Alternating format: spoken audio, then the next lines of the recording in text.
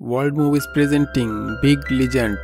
এই কাহিনীর প্রথমে আমাদেরকে টাইলার আর তার গার্লফ্রেন্ড নাতালিয়াকে দেখানো হয়। এই দুইজনেই জঙ্গলে ক্যাম্পিং করতে যায়, আর যখন তারা সুরক্ষিত আর ভালো জায়গা পেয়ে যায় ওখানে তারা ক্যাম্প করে। এরপর তারা জঙ্গলে যায়, যেখানে তারা একটা ঝর্ণা খুঁজে পায়। এই ঝর্ণার কাছেই টাইলার নাতালিয়াকে রিং পরিয়ে বিয়ের জন্য প্রপোজ করে। নাতালিয়া এটা দেখে অনেক খুশি হয়, ও তাকে বিয়ের জন্য হ্যাঁ বলে দেয়।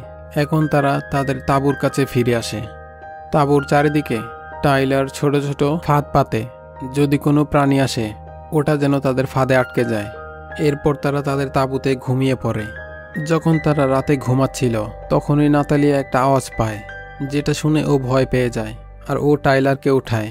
ও বলে, আমাদের তাঁবুর বাইরে কিছু আছে। টাইলারও ওই আওয়াজটাকে শোনে।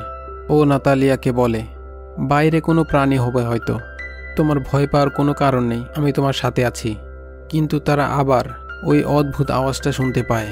আর এখন নাতালিয়ার বলার কারণে টাইলার তাঁবুর বাইরে যায়, যেখানে সে সামনে গিয়ে দেখলো কেউ একটা পাথরের উপরে আরেকটা পাথর রেখে দিয়েছে, যেটা দেখে ও পুরোপুরি ঘাবড়িয়ে যায়, কারণ কোনো প্রাণী এভাবে পাথর রাখতে পারবে না। এখনও সে ওই আওয়াজটা পাচ্ছিল, আর সে ওই আওয়াজের পিছু করতে করতে জঙ্গলের মধ্যে চলে যায়। ওখানে আমাদের নাতালিয়াকে দেখানো হয়, যার উপর অদ্ভুত একটা প্রাণী হামলা করে আর তাকে টেনে তার সাথে নিয়ে যায়। নাতালিয়ার চিল্লানোর আওয়াজ টাইলার পায়। টাইলার যখন তার তাঁবুর কাছে আসে, ওখানে নাতালিয়া ছিল না। তাদের সবকিছু এলোমেলো হয়ে পড়েছিল। সে কিছুই বুঝতে পারে না এটা কে করেছে। টাইলার অনবরত নাতালিয়াকে জঙ্গলের মধ্যে খুঁজতে থাকে, কিন্তু নাতালিয়াকে সে কোনোভাবেই খুঁজে পায় না। এরপর আমাদেরকে 1 বছরের পরের সময়কে দেখানো হয়, যেখানে টাইলার একটা মেন্টাল হসপিটালে ছিল। আসলে টাইলার ওই ঘটনার পরে তার স্মৃতিশক্তি হারিয়ে ফেলেছিল, কিন্তু এখন সে পুরোপুরি ঠিক হয়ে গিয়েছে।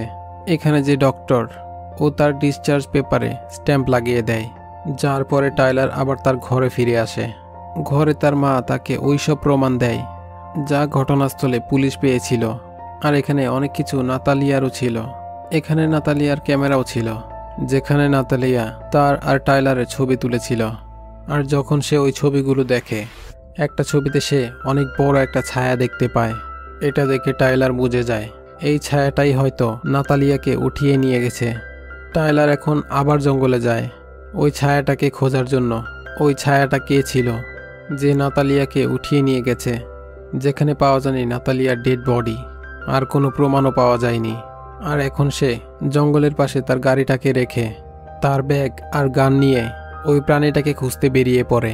আর যখন সে জঙ্গলের গভীরে যায়, তখনই সে নালার মধ্যে অনেক বড় একটা পায়ের ছাপ দেখতে পায়, যেখানে সে বুঝে যায় এই প্রাণীটাই যে নাতালিয়াকে মেরে ফেলেছে।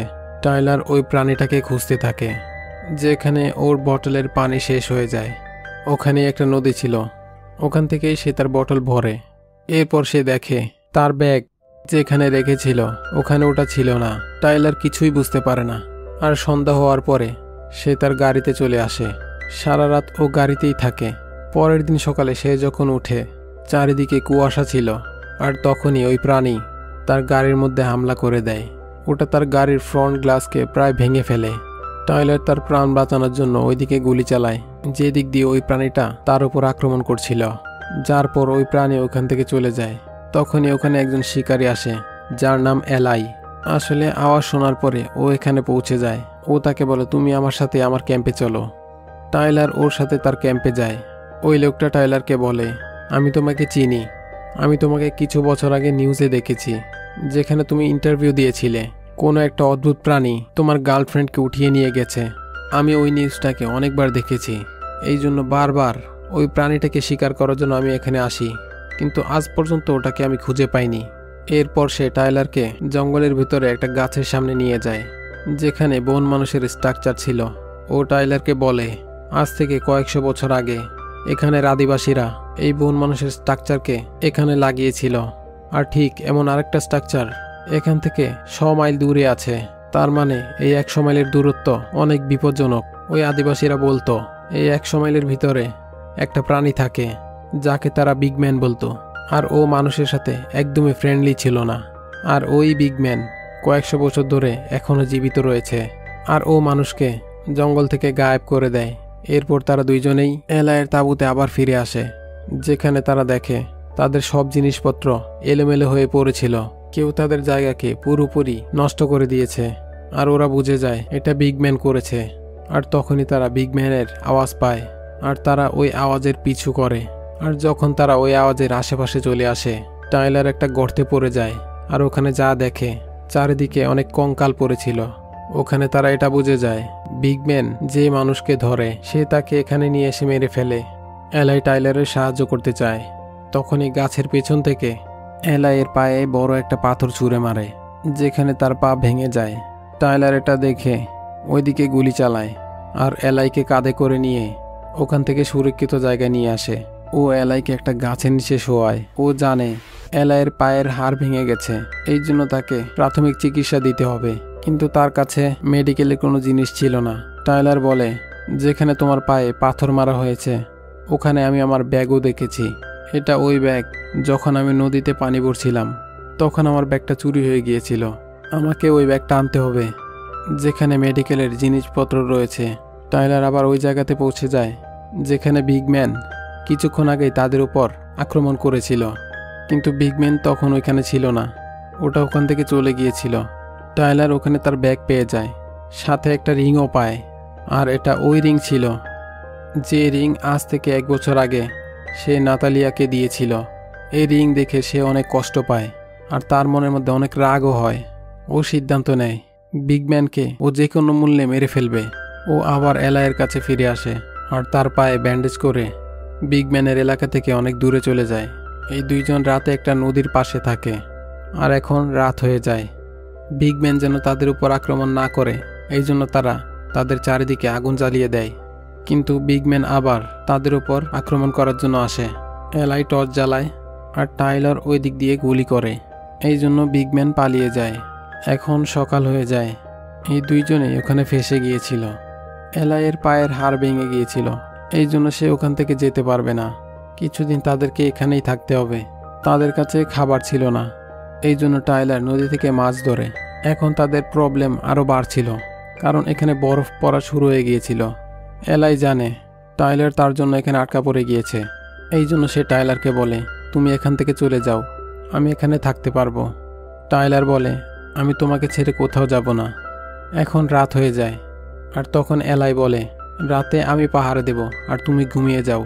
যখন সে রাতে ঘুমিয়ে যায় তখন এলাই চুপচাপ এখান থেকে চলে যায়। টাইলার যেন সুরক্ষিতভাবে এই জঙ্গল থেকে বেরোতে পারে।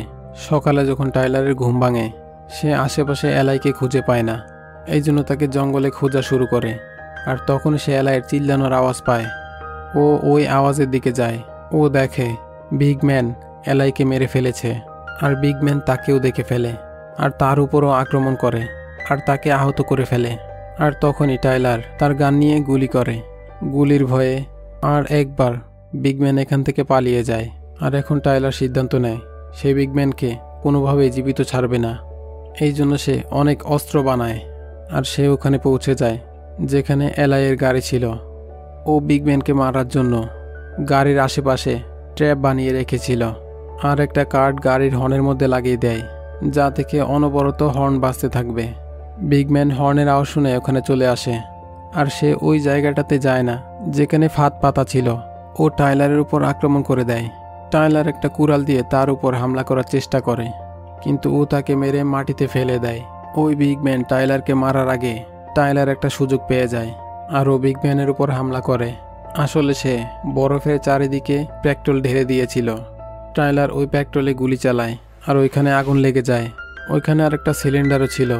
ও ওইটার উপরেও গুলি করে, আর ওটাকে ব্লাস্ট করে দেয়। আর ওই বিগম্যান ওটা আগুনে জ্বলতে থাকে, যার পরে ওই বিগম্যান ওই অবস্থাতেই জঙ্গলের মধ্যে পালিয়ে যায়। ওইখানে আমাদের জঙ্গলের মাঝের রাস্তা দিয়ে কাউকে একটা গাড়ি চালিয়ে আসতে দেখা যায়। আর যে এই গাড়িটা চালাচ্ছিল সে টাইলারকে দেখে যে অনেক আহত ছিল, এই জন্য সে টাইলারকে হসপিটালে নিয়ে আসে। যখন টাইলারের জ্ঞান ফিরে, ওর সামনে একজন নার্স ছিল। আর তখনই একটা লোক আসে যার নাম জ্যাকসন। সে হুইল চেয়ারে বসেছিল, আর ও টাইলারকে প্রশ্ন করে, তুমি কি ওই বিগম্যানকে মেরে ফেলেছ? টাইলার বলে, আমি ওকে ছুরি দিয়ে মেরেছি, গুলি মেরেছি, ফাইনালি ওর গায়ে আমি আগুন লাগিয়ে দিয়েছি। জ্যাকসনও ওই বিগম্যানের সম্বন্ধে জানতো, আর তার এখনও বিশ্বাস হয় না যে বিগম্যান মারা গিয়েছে। ও টাইলারকে বলে আমাদের একটা টিম আছে, আর আমি চাই তুমি আমাদের টিমে চলে আসো, যেন আমরা আবার জঙ্গলে ওই বিগম্যানকে মারার জন্য খোঁজার জন্য যেতে পারি। নিশ্চিত হতে চাই যে ওটা মারা গেছে। আর এর মধ্যে দিয়েই এই মুভি এখানে শেষ হয়ে যায়। এই ফিল্ম 2018-এ রিলিজ হয়েছে। IMDb-তে রেটিং হচ্ছে 4.9। আশা করি এই কাহিনীটা আপনাদের ভালো লাগবে।